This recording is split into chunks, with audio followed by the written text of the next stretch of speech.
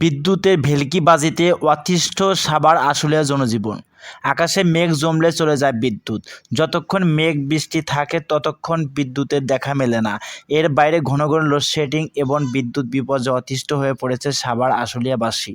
বিভিন্ন এলাকায় ঘন ঘন লোডশেডিংয়ের কারণে সাধারণ গ্রাহক ও পোশাক শ্রমিকেরা চরম দুর্ভোগ পড়েছেন।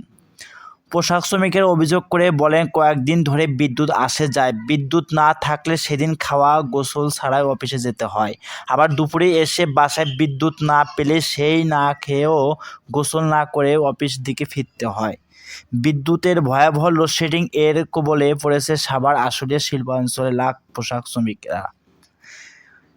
না খেয়ে সঠিক সময়ে অফিসে উপস্থিত হতে হচ্ছে তাদের। ঘন ঘন বিদ্যুতের লোডশেডিংয়ে অতিষ্ঠ হয়ে পড়েছে জনজীবন।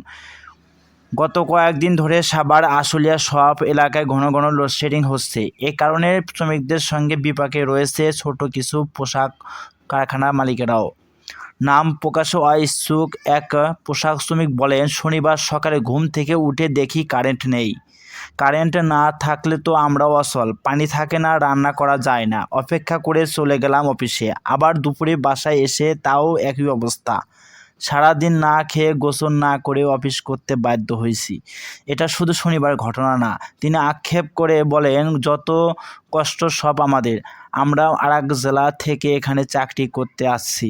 সব কিছু কিনে খেতে হয়, পানিও কিনে খেতে হয়। কয়েকদিন ধরে হলো বিদ্যুৎ একটু পর পর আসে যায়, রাতে ঘুমানো যায় না।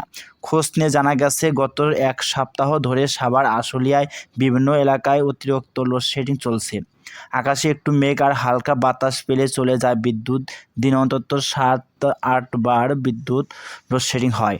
শিক্ষার্থীদের অভিযোগ, সন্ধ্যার পর একাধিকবার বিদ্যুৎ চলে যাওয়ার পড়াশোনা করতে খুব কষ্ট হয়।